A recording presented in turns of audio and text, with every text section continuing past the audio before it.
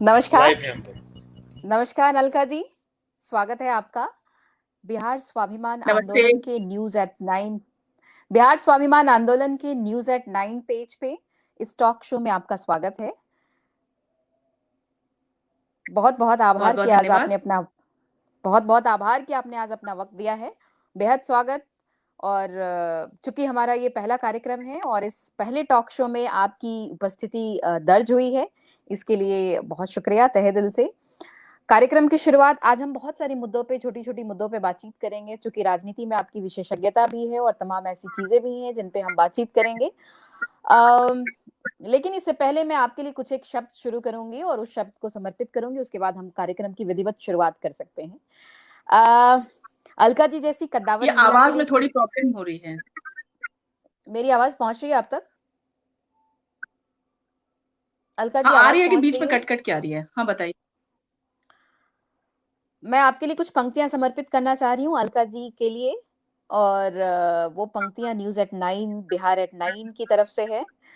एक ऐसी कद्दावर महिला जिन्होंने ताउम्र मीडिया को, लेखन को, पत्रकारिता को पूरी जिजीविषा के साथ जिया है और उस जिजीविषा के नाम एक छोटी-सी कुछ पंक्तियाँ और वो पंक्तियाँ आपको समर्पित। यह प्रदीप जो दिख रहा है, झिलमिल दूर नहीं है, थक कर बैठ गए क्या भाई, मंजिल दूर नहीं है, चिंगारी बन गई लहू की, बूंद गिरी जो पग से, चमक रहे पीछे मुड़ देखो, चरण चिन्ह जगमग से, शुरू हुई आराध्य भूमि यह क्लांत नहीं है, रो रही, यह प्रदीप जो दिख रहा झिलमिल दूर नहीं है, थक कर बैठ गए क्या भाई, मंजिल दूर नहीं है। तो ये पंक्तियाँ आपको समर्पित अलका जी और आपकी उस सश्रम संघर्ष को समर्पित, उस कार्य को समर्पित, जिसे आप बिना थके हुए लगातार कर रही हैं और एक महिला के तौर पे तमाम ऐसे मुद्दों को उठा रही हैं। इसलिए मैंने इन पंक्तियों को आपको समर्पित किया है। कार्यक्रम की विधिवत शुरुआत से पहले मैं अलका जी का परिचय करा दूं। अलका जी जानी-मानी लब्ध प्रतिष्ठित पत्रकार हैं। टीवी में इन्होंने बहुत काम किया है। टीवी में कार्य करने का बहुत लंबा अनुभव रहा है इनका। इन्होंने मास मीडिया में जर्नलिज्म भी किया हुआ है और लंबे समय से ये आकाशवाणी से जुड़ी रही हैं। आकाशवाणी को इन्होंने अपनी सेवाएँ भी दी हैं। आकाशवाणी को इन्होंने अपनी सेवाएँ भी दी हैं और लगातार वहाँ से इन्होंने वहाँ के समाचार सेवा प्रभाग में ही समाचार वाचन एवं संपादक की भूमिका में बनी रही हैं।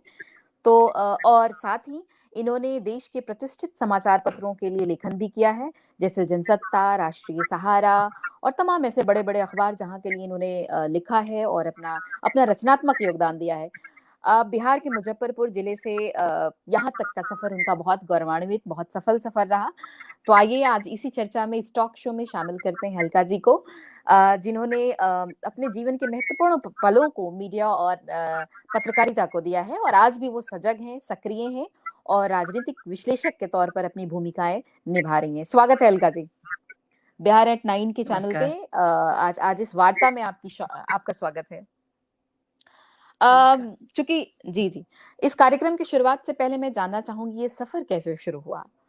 पत्रकारिता का ये सफ़र, कुछ एक ऐसे सवाल जो बहुत हल्के अंदाज के हैं, उसके बाद हम कुछ गहरे बिल्कुल, सवालों पे भी बिल्कुल। आएँगे।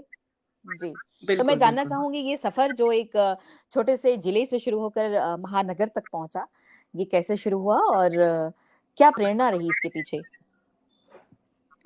बिल्कुल, ये जो सफ़र शुरू हुआ निश्चित रूप से जो जन्म स्थान है वो मुज़फ्फरपुर है, लेकिन हम लोग बड़े गर्व से कहते हैं कि born in Bihar and brought up in India, है ना? तो जी, जी, जन्म जी। मुज़फ्फरपुर हुआ था, लेकिन फादर वायु सेना में थे, तो पूरे भारत भ्रमण का बड़ा सौभाग्य प्राप्त हुआ। तो जी, सब जगह है मतलब कि जैसे दक्षिण, उत्तर, दक्षिण, पूरब, पश्चिम पूरे भारत का भ्रमण हुआ हमारा। और स्कूलिंग जो है वो केंद्रीय विद्यालय से हुई, तो ये और अच्छा मतलब ये हुआ कि आपको एक पूरे पैन इंडिया आपको प्रोजेक्शन मिलता है किसी भी चीज़ के लिए मतलब वहाँ जी, पे जी, जी। सिर्फ बिहार की बात नहीं होती है, हाँ, क्षेत्रीयता की विभिन्न बात नहीं होती है, उससे बाहर जी, जी, निकल करके आप पूरे देश के परिप्रेक्ष्य में पर शुरू से सोचते हैं, बचपन से सोचते हैं। मतलब भारत हमारा देश है, हम सब भारतवासी, वो एक उस उसमें आप माहौल में आप बड़े होते हैं। जी, जी। और मतलब विभिन्न बचपन में रेडियो संस्कृतियों सुनने का जी, जी, हाँ, जी, जी, बिल्कुल आप जीते हैं, पूरे तरीके से जीते हैं। तो और बचपन में क्या था कि हम लोग रेडियो उस समय बहुत ज़्यादा था। टेलीविज़न जी, आ गया था, लेकिन टेलीविज़न बहुत ज़्यादा नहीं था, लेकिन रेडियो ज़्यादा था। तो जब रेडियो सुनती थी तो मुझे लगता था कि पता नहीं इसमें लोग चले कैसे जाते, क्योंकि रेडियो तो बहुत, अगर 6 सेल वाला भी रेडियो है तो वो छोटा होता था, लगता था जी, लोग जी, इसमें बिल्कुल। घुसते कैसे, बहुत बहुत छोटी-सी बहुत थी। बड़ा आयाम तो नहीं था। हाँ, जी, बिल्कुल, बिल्कुल, तो पिताजी से पूछती थी, डैडी से पूछती थी कि कैसे लोग इसमें घुसते कैसे हैं और बोलते कैसे हैं, बच्चे कैसे इसमें जाते हैं? सेल निकाल के देखती जी, थी, कोई बच्चा उसमें से तो कुछ मिलता नहीं था। लेकिन ख़ैर, और ये बड़ा मन करता था कि जैसे जब ये कहते हैं कि ये आकाशवाणी है, अब आप इनसे समाचार सुनिए, तो ये जी। बड़ा मन था शुरू से उसका एक बचपन से कि कभी ऐसा भी होगा कि हम कहेंगे ये आकाशवाणी है, अब आप अलका सिंह से समाचार सुनिए। तो धीरे-धीरे ये सब चीज़ें, या लिखने का जो शौक होता है, तो लेटर टू एडिटर से शुरू होता है, जो मतलब 11th क्लास में छोटे-छोटे वो पत्र। लेटर टू एडिटर आने लगा था। हाँ, बिल्कुल छपने लगा था। और जी, एक जी। बहुत अच्छी बात ये होती थी कि हम लोग चिट्ठी लिखने का, लेटर लिखने का बहुत अच्छा था। तो मैं अपने डैडी से कहती थी कि नहीं, ये Alka Singh care of mister CP Singh नहीं, सिर्फ मेरे नाम से चिट्ठी कैसे आएगी? जी, जी। मतलब केयर ऑफ नहीं, सिर्फ मेरे मतलब नाम से मतलब चिट्ठी कैसे आएगी? मतलब तो डैडी आपकी कहते थे खुद की आइडेंटिटी तभी से बननी शुरू हो गई थी, जब आपके नाम के हाँ, ये खत बात आने थी लगे कि थे। बिल्कुल, तो ये लगता था कि जैसे जब मैं 11वीं कक्षा में भी थी, 11th क्लास में जब मैं थी, तो जब मैं कुछ मुद्दों को उठाती थी, तो ये बड़ा मतलब आश्चर्य मुझे लगता था कि जो मुझसे जी, काफ़ी बड़े हैं, उनको ये लगता था कि शायद मैं बहुत बड़ी हूँ। लेकिन जब वो घर पे जी, मिलने आते थे, कहते अच्छा, क्योंकि मेरे 11th के एग्ज़ाम जैसे चल रहे हैं, तो एक उन्होंने एक मुझे रांची की बात याद आती है, जी, 12th क्लास में, तो वो मुझसे मिलने आए और ना उन्होंने लिखा, मैंने उस समय कुछ स्ट्राइक वगैरह उनका चलता था, तो मैं पूरा लिखती थी कि बिहार में ऐसा क्यों है, इस तरह से। तो 12th मैंने रांची से किया था। तो मुझे ये, तो जो मुझसे मिलने आए थे, तो वो मुझे मतलब कह रहे हैं कि हमें इनसे मिलना है, इनसे मिलना है। तो जब आए तो मैं बाहर अपने एग्ज़ाम्स, इकोनॉमिक्स का एग्ज़ाम था मेरा, तो मैं एग्ज़ाम की तैयारी कर रही थी। तो वो मुझसे जी, पूछ रहे जी। हैं कि ना अलका सिंह हैं, उनसे हमें मिलना है। तो हमने कहा हाँ, मैं हूँ। और मैंने स्कर्ट मतलब स्कर्ट, और वो उस तरह से जैसे स्कर्ट वो टॉप उस पहन समय के रहते ट्रेंड हैं। था। तो कहते अच्छा आप जी, हैं? जी, बिल्कुल, नहीं मतलब वो एक घर का जो माहौल, तो मैंने कहा हाँ, मैं हूँ। तो कहते हैं कि अच्छा, कहते हैं फिर उन्होंने नमस्ते किया, क्योंकि वो बना के चले थे, वो लिखते भी थे जब लेटर जी, भेजते जी, थे, तो सुश्री जी, जी, ऑब्लिक श्रीमती, इस तरह से, तो ये पता नहीं रहता था कि कौन लिख रहा है। तब जब उन्होंने लगा तो बोलते कि नहीं, मुख्य अतिथि तो हम आपको ही बनाएँगे।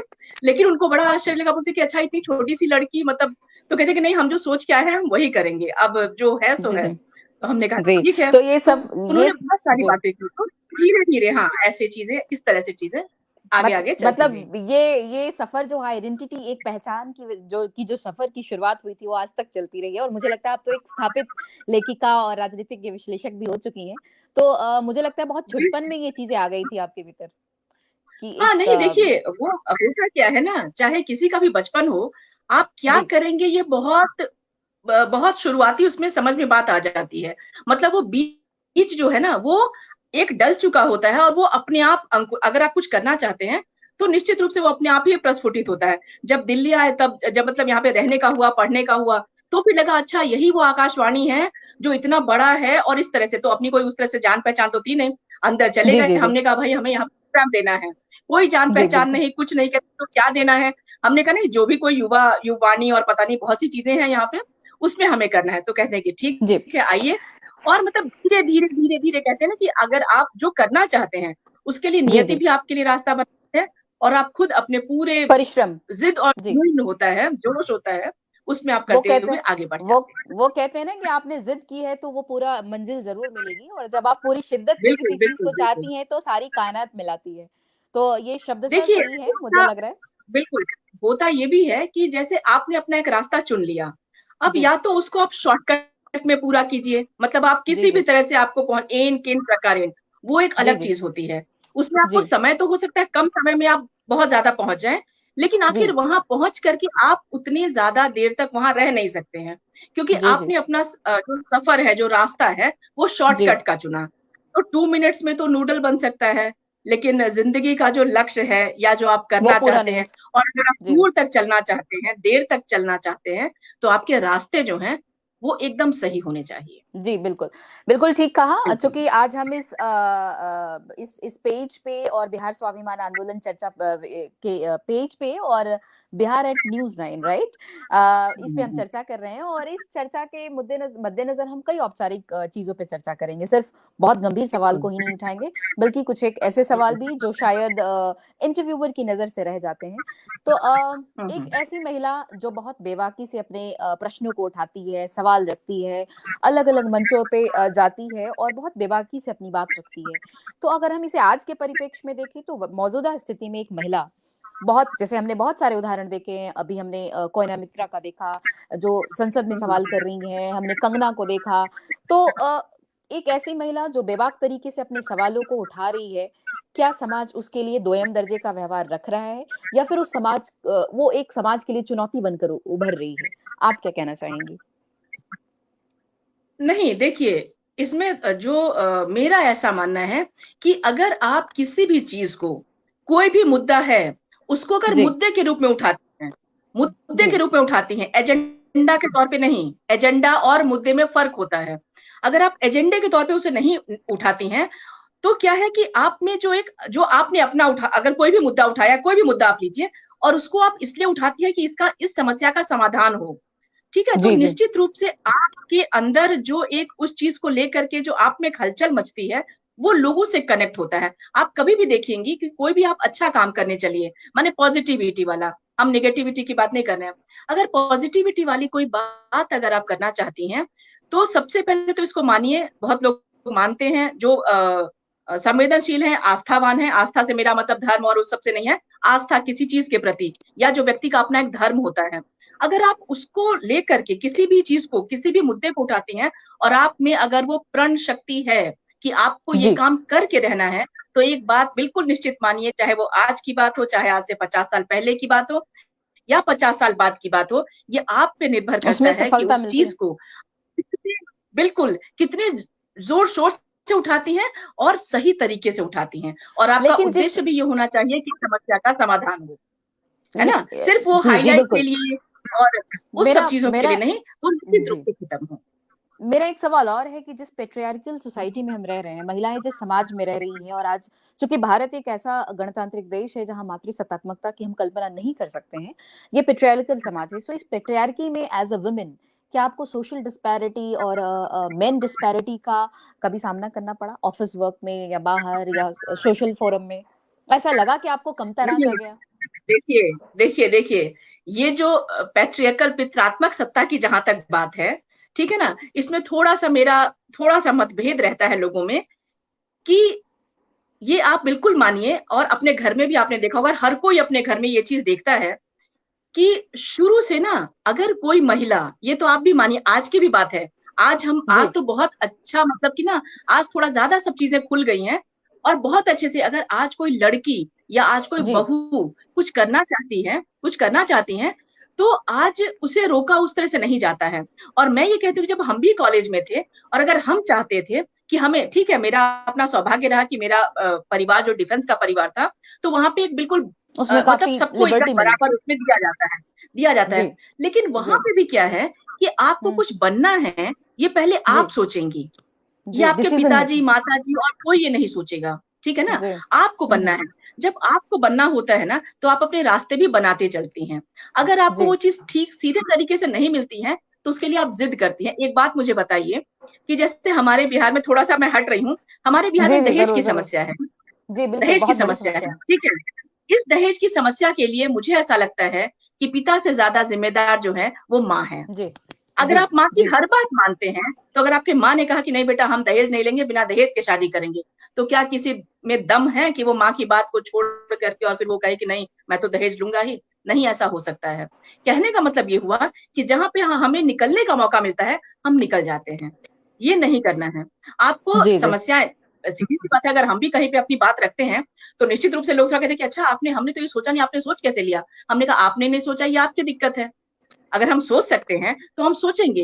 लेकिन धीरे-धीरे ना अगर आप सही तरीके से अपने रास्ते पे तो आप आप सही-गलत का मानती हैं, मैं यहाँ रोकना चाहूँगी आपको, आप मानती हैं कि हमारा समाज समावेशी हो गया है महिलाओं को लेकर?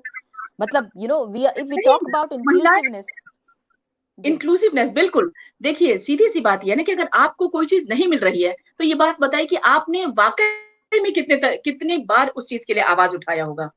जैसे अगर हम जहाँ काम करते हैं, वहाँ पे अगर हमें किसी को लगता है कि अच्छा मैं बोल रही हूँ, मतलब मैं अगर वो बात रखती हूँ, तो उसको बड़े जी, अच्छे से सुना जाता है। क्यों सुना जाता है? क्यों सुना जाता है?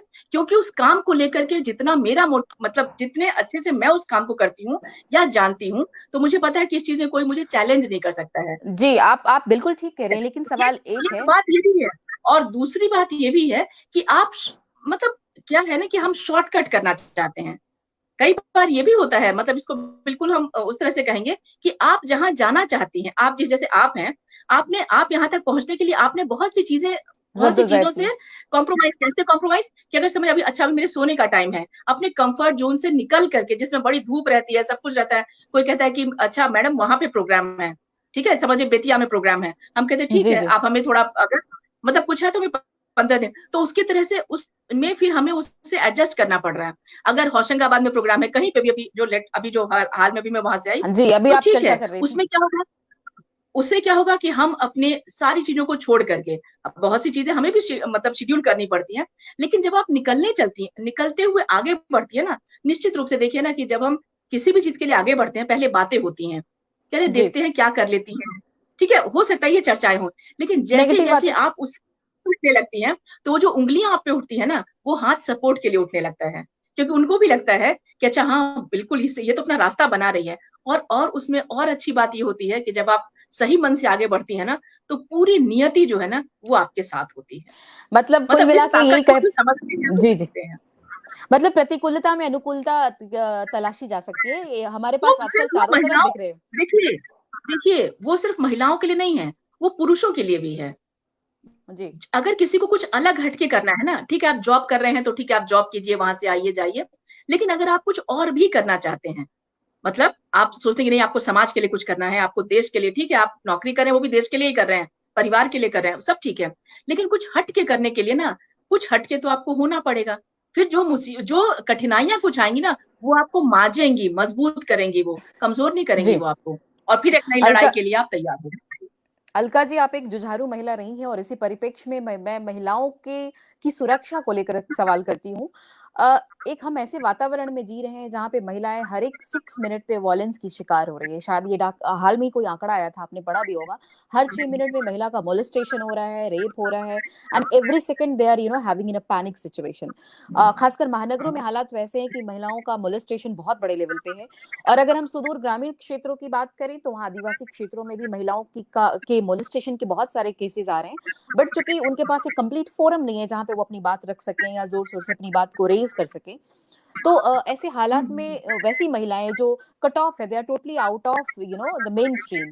तो फिर हम उनकी आवाज को सशक्त करने के लिए, उन्हें लीगल सपोर्ट पहुंचाने के लिए कुछ ऐसा करें कि वो भी एक एम्पावर्ड लेडी की तरह सामने आए और वो सुरक्षित माहौल में अपना काम कर सके।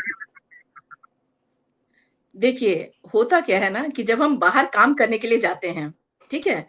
तो एक तो ये हम लोगों की भी ज़िम्मेदारी है, मतलब हम महिलाओं की भी ये ज़िम्मेदारी है कि हम अपने आप को अब यहाँ पे जो और लोग बात करने वाले हैं, वो दूसरी तरह से बात करेंगे कि नहीं हम कुछ भी पहने, किसी को क्या, ठीक है ना? हम कैसे भी रहें, किसी को क्या। लेकिन आप एक बात बताइए कि जब आप सड़क पे चलती हैं या जब आप ऑफ़िस में जाती हैं या कहीं जी, पर भी रहती हैं, तो एक कायदा कानून निश्चित रूप से चाहिए। ये नहीं जी। है कि हम जैसे भी रहें, आप जैसे भी कैसे रहेंगी भाई, क्योंकि आप तो रह नहीं रही हैं। जहाँ आप अपने वर्क प्लेस में भी जा रही हैं, तो आपको अगर कोई पहली बार कुछ भी वहाँ पे लगता है कि नहीं यहाँ पे ये चीज़ जो है कुछ सहज नहीं है, कुछ भी असहजता है, तो आप अगर आपस में भी बात करती हैं, कुछ महिलाएँ भी आपस में बात करती हैं, तो वहाँ देखिए क्या वो सारी महिलाएँ एक हो जाती हैं? क्या वो हमारी पढ़ी-लिखी यूनिटी। जी। मैं आदिवासी इलाकों में नहीं जा रही, मैं यहाँ पे पढ़ी-लिखी की बात कर रही हूँ, जो हाइली क्वालिफाइड हैं, सारी चीज़ें हैं। आप क्यों उसको सहती हैं? आप क्यों किस चीज़ को सहती हैं? उसके बाद फिर मी टू और वो सारी चीज़ें जो आती हैं, तो इनिशियल भारत के स्टेज पे लिए उसको क्यों नहीं? अलका जी, एक इनिशियल सवाल मैं करना। जी, जी, मैं एक चीज़ आपको यहाँ ऐड ऑन करना चाहूँगी। भारत में एक बात बहुत ही सर्वविदित है और अक्सर कही जाती है, मीडिया के गलियारों में भी ये चर्चा होती है कि hmm, justice is delayed, right? In in in context अगर ऑफ इंडिया, अगर हम भारत की परिप्रेक्ष्य में बात करें तो जस्टिस डिलेड है। यहाँ तमाम ऐसे केसेज़ हैं, मामले हैं जहाँ पे महिलाओं को न्याय नहीं मिलता और वो न्याय देरी से मिलता है, वो एक बहुत बड़ा मुझे लगता है कि वो भी हाँ, इनजस्टिफाइड जस्टिस तरीका डिलेड है। Is justice डिनायड। बिल्कुल, बिल्कुल। एग्ज़ैक्टली। हाँ, तो इस डिले मतलब परिप्रेक्ष्य में डिनायड हुआ वो एक तरह से। हुँ। बहुत से ऐसे केसेस मैंने देखे हैं जहाँ महिलाएं खुलकर सामने आना चाहती हैं, अपनी बात को रखना चाहती हैं, बट चूंकि एक सामाजिक ताना बाना जिस तरीके का बना हुआ है वो खुलकर सामने नहीं आती हैं और अपनी बातों को नहीं रखती हैं। तो इसके पीछे उनको फिर कैसे आगे लाने की कोशिश की जाए, मुख्य धारा में कैसे उनको शामिल किया जाए कि वो सामने आए, खुल के अपनी बात रखे स्टेज पे, अपने साथ होने वाले देखिए, मोलेस्टेशन। बिल्कुल, बिल्कुल। ये अच्छी बात है कि बिहार स्वाभिमान आंदोलन ने ये बड़ा अच्छा ये बिहार एट 9 जो प्लेटफॉर्म है है। ना, ये आज से शुरू किया है। हाँ, बिहार एट 9 और आज से शुरू किया है, महाशिवरात्रि के पर्व जी, पे शुभ शुरू हुआ अवसर है पे। ये कार्यक्रम और निश्चित रूप से बड़ा आगे जी, जाएगा और जी। बहुत बड़ी-बड़ी हँसियाँ इसमें आएँगी और बड़ा अच्छा रहेगा। लेकिन जी, आप जी। एक बात सोचिए कि जैसे हम थोड़ा-सा पीछे चलते हैं, ये शिव और शक्ति का दिन है। आज का जो दिन जी, है, वो शिव शक्ति का दिन और है। शक्ति। हमारे यहाँ अर्धनारीश्वर की कल्पना हुई है कि पुरुष में भी आधा पुरुष है तो आधी उसमें पुरुष में भी आधी नारी है। नारी है। और नारी जी, है तो उसमें भी ये जुझारूपन की जो बात करते हैं ना, महिला की प्रकृति जुझारूपन वाली उस तरह वाली नहीं है। क्योंकि वो अगर कमज़ोर है, वो कोमल है, तो वो इसलिए कोमल और कमज़ोर है क्योंकि प्रकृति ने उसको सृजन का सौभाग्य दिया है। ठीक है ना? जी, जी, सृजन का अवसर सौभाग्य दिया। दिया है, तो उसको कमज़ोर कमज़ोर नॉट इन द सेंस कि युद्ध में कमज़ोर वाली बात हम नहीं कह रहे हैं। महिला इतनी जी, मज़बूत है, जब वो किसी को पैदा कर सकती है, तो उसको कमज़ोर कहना तो सबसे बड़ी मूर्खता है, 1 मिनट के जी, लिए, ठीक है? और दूसरी बात ये है कि आप शक्ति के सशक्तिकरण की बात करते हैं। जी। है ना? मतलब जो खुद शक्ति है, जो आपको बना रही है, जो पूरे समाज को बना रही है, उसकी आप सशक्तिकरण की बात करते हैं। चलिए ख़ैर कोई बात नहीं, बात कीजिए अच्छी बात है। लेकिन इसमें एक बात और होगा प्रिया कि जो महिलाएँ हैं ना और ये अच्छा प्लेटफ़ॉर्म है और जितने लोग जुड़े हैं, जितने लोग देख रहे हैं, उनसे आज जो समय है ना, आज का जो जी। वर्तमान समय है, उसमें आप जितनी जगह पे देखिए, अलग-अलग तरह की समस्याएँ आ रही हैं। परिवार की समस्या आ रही है, 4 लोग साथ बैठे हुए हैं, लेकिन सब लोग अपने-अपने मोबाइल में लगे हुए हैं, कोई किसी से कनेक्ट नहीं हो रहा है, ठीक है ना? सबकी जी, जी। दूरियां बढ़ती जा एक रही एक एक आप वर्चुअल दुनिया इतना डेवलप कुछ हो गई है। हाँ, और आप इतना कुछ टीवी पे देखते हैं मतलब ये जो मोबाइल है आपका, इसमें इतना कुछ देखते हैं कि आपको उसके बाद वो प्रैक्टिकल करने की आप सोचते हैं, जी, जी। ठीक है ना? मतलब तो इमोशनल उसमें क्या डिस्चार्ज हो है रहा है हमारा। Basically people are not total attached मतलब विद इमोशनली। आप कनेक्शन नहीं और ये बात मानिए कि व्यक्ति के पूरे व्यक्तित्व के विकास के लिए जो होता है ना, उसमें स्पर्श बहुत बड़ी चीज़ होती है, माँ जी। का बच्चे से, है ना? और इमोशंस ये और तो हम इनको। बहुत बाद में इन चीज़ों हम तो इन चीज़ों को बहुत बाद में लोग कहेंगे कि मॉरल टीचिंग है, ये मॉरल टीचिंग नहीं है।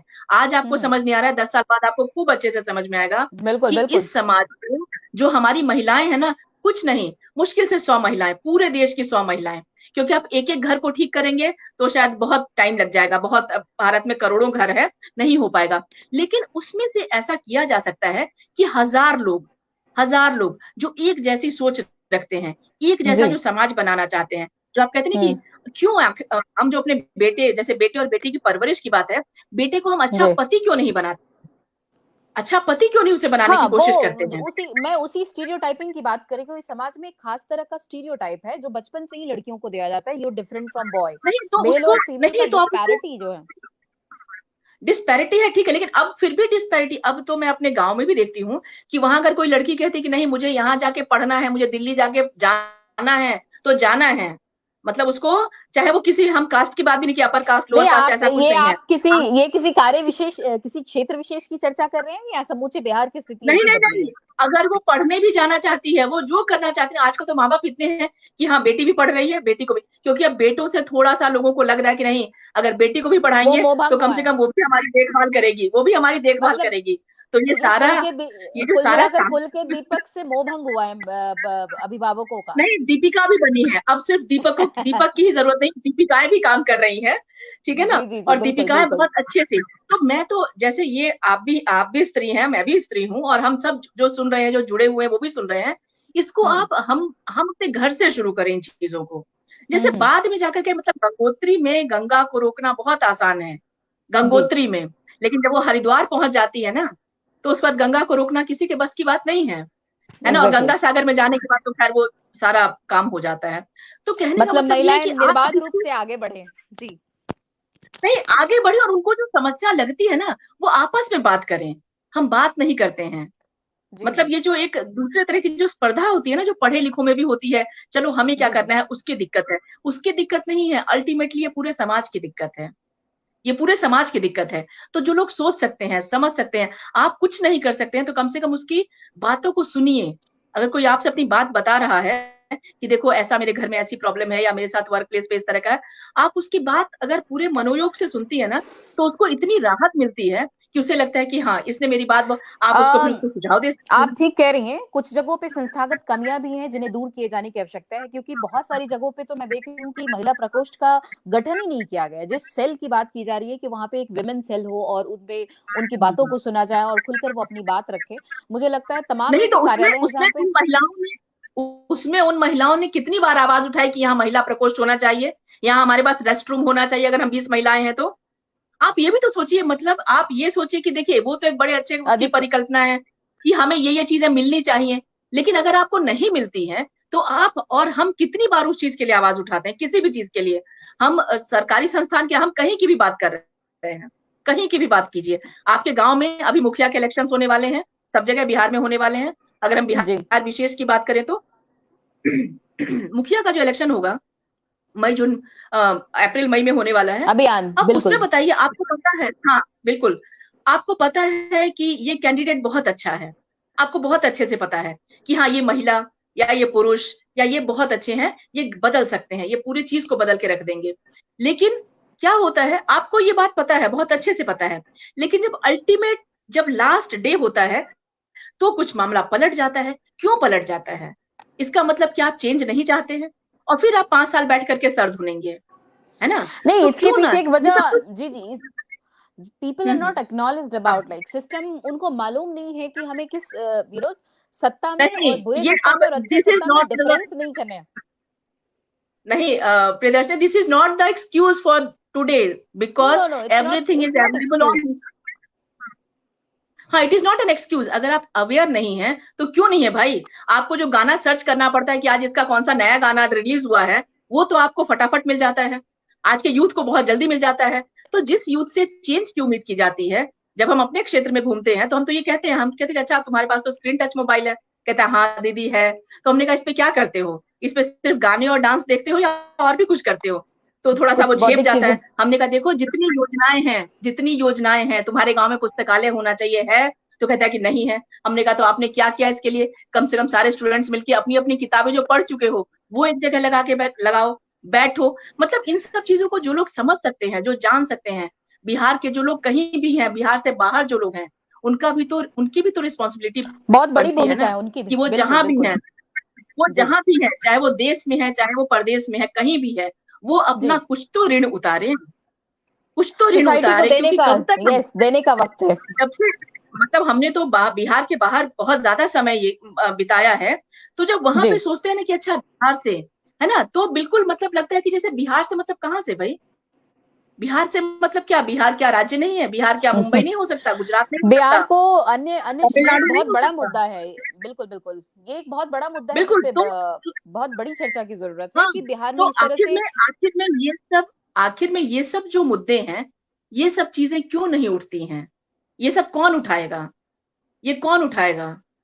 मुझे ये जो लगता है मुद्दे हैं हमारे, सबको लगता है। नहीं, मैं एक चीज ऐड करना चाहूंगी कि हम जिस तरह से एक चस्पा किया गया है टैग हमारे यहाँ, हमारे राज्य को, कि एक बीमारू राज्य है। तमाम ऐसे राज्य जो मध्य हम्म, प्रदेश की बात करें, राजस्थान की बात करें, वो सारे राज्य उस टैग लाइन से ऊपर उभर चुके हैं, वो ऊपर आ चुके हैं और उन्होंने अपने डेवलपमेंट इंडेक्स में अपनी बढ़त बढ़ा ली है। लेकिन अगर हम बिहार की बिल्कुल। बात करें तो बिहार आज भी संसाधनों की भारी कमी से जूझ रहा है। वहां पे एजुकेशन की बहुत बड़ी लैकिंग है। आप देखें तो हर स्तर पे मतलब अव्यवस्था है, कुव्यवस्था है।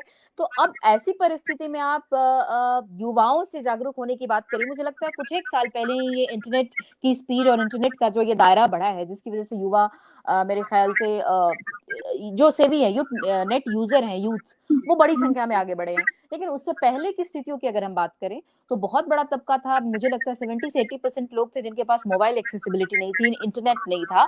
तो बहुत सी सूचना उन तक नहीं पहुंच पाती थी। ऐसे में उनसे बहुत लेकिन बड़ी चीज की उम्मीद करना मुझे लगता है बेमानी है। हाँ, अभी आप वर्तमान परिप्रेक्ष्य में अगर आप कहें तो आप बिल्कुल ठीक कह रही हैं कि इंटरनेट की देखिए, एक्सेसिबिलिटी है, वो तमाम। बिल्कुल जी जो हो चुका वो हो चुका, जो समय गुजर चुका वो गुजर चुका। उसमें अब उसको याद करो, उसको जंगल राज को याद करो, तो मंगल राज को याद करो, ये सब नहीं। जो समय गुजर चुका है उसको गुजर जाने दीजिए, उसको जी गुजर जी जाने दीजिए।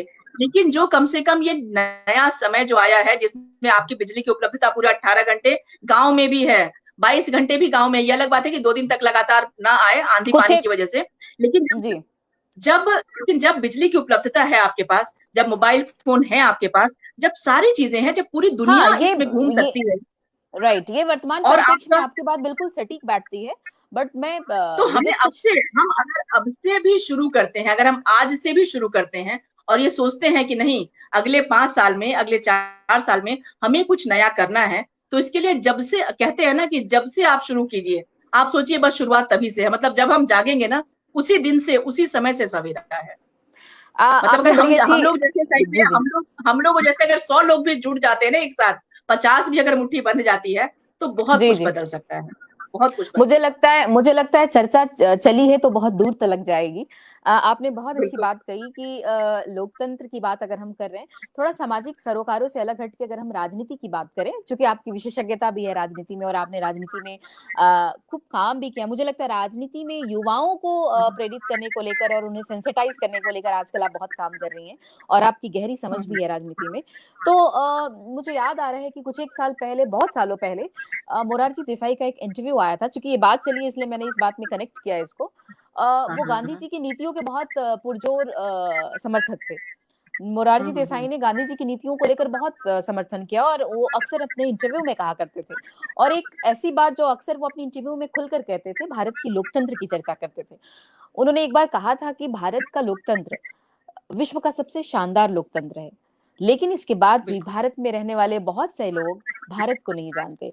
तो ये क्वेश्चन मार्क जो उन्होंने लगाया था, ये बड़ा अजीब सा पेचीदा प्रश्न था। हालांकि अगर हम इसके निहितार्थ की बात करें तो भारत का लोकतंत्र बहुत ही स्वाभाविक तरीके से काम करता है। अगर 2500 साल से पहले से भी अगर की बात करें इतिहास की, तो 25 ईयर्स 100 पहले भी वहां पे भारत में एक निष्पक्ष तरीके से लोकतंत्र की स्थापना हुई थी, चाहे वो आप कहें तो डायरेक्ट या इनडायरेक्ट फॉर्म में।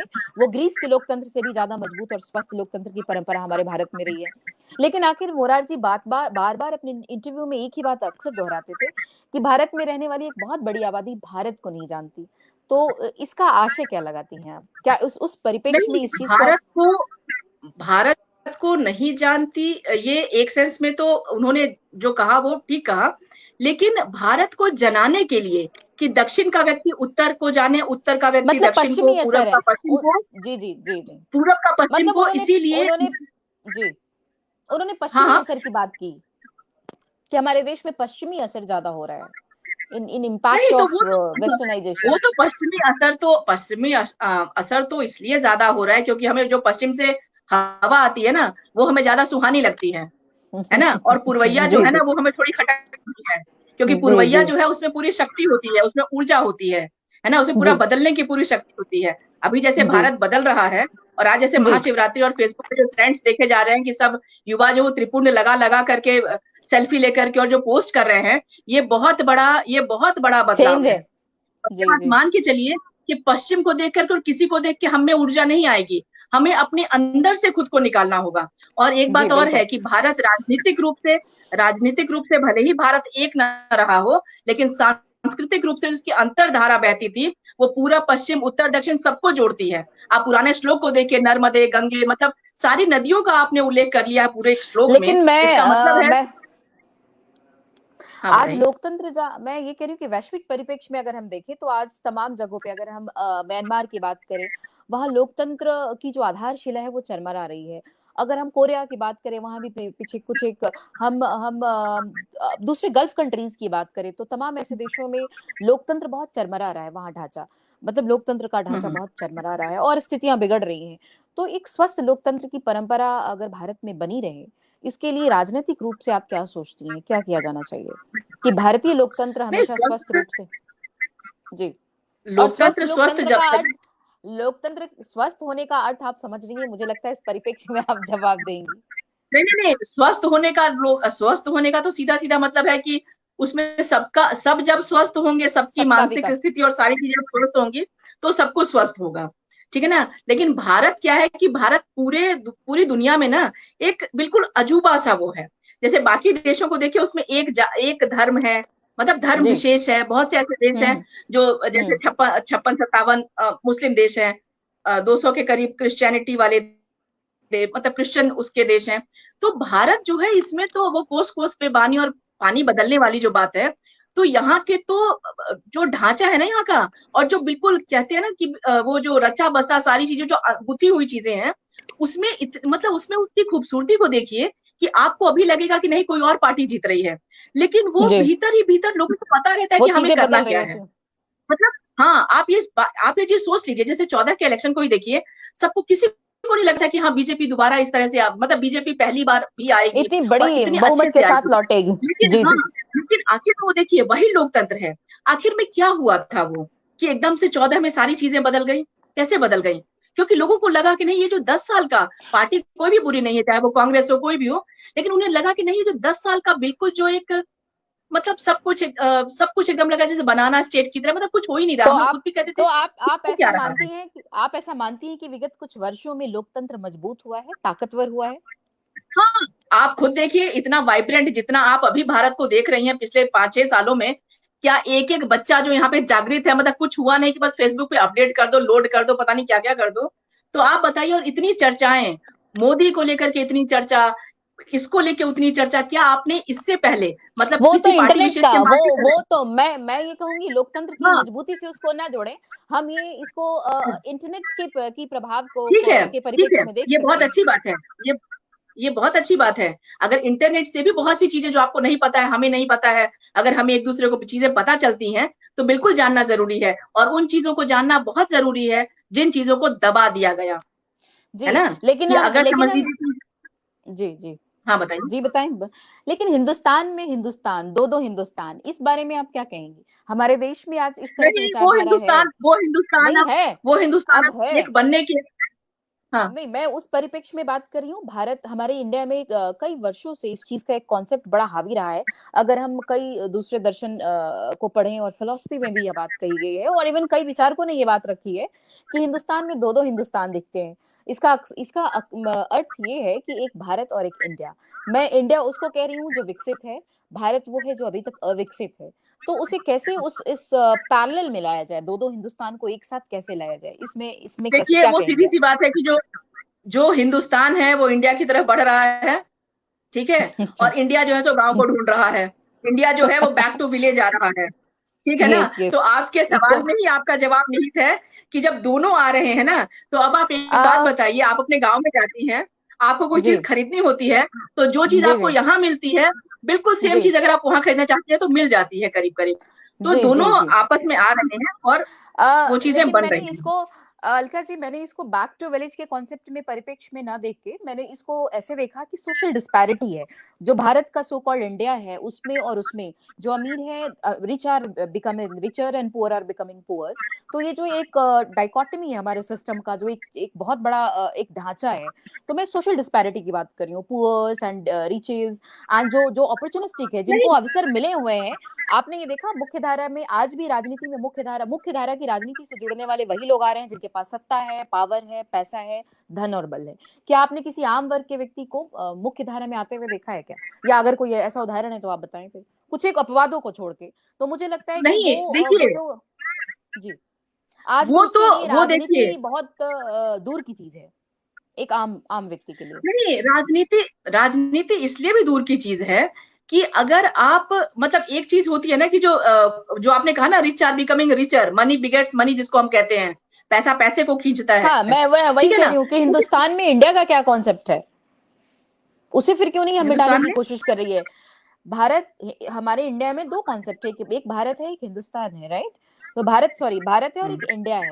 तो हम इस दोनों के बीच की जो सोशल और इकोनॉमिक डिस्पैरिटी है, उसको मिटाने की कोशिशें सरकारें क्यों नहीं कर रही हैं?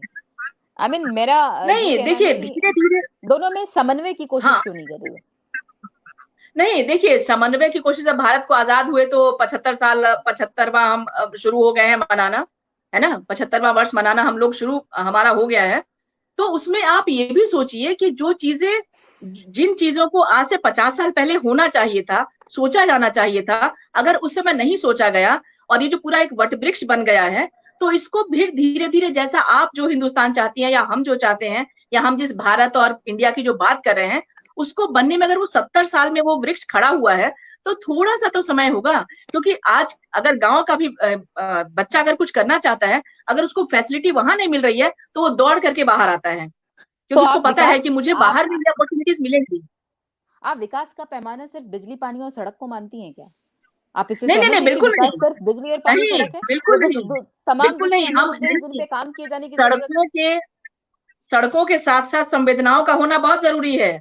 सड़कों पर लाशें नहीं चलेंगी, सड़कों पर मनुष्य चलेंगे, इंसान चलेंगे, उनमें मनुष्यता होनी चाहिए। उसी समाज में मैं साहित्य को भी वही स्थान मिलना चाहिए।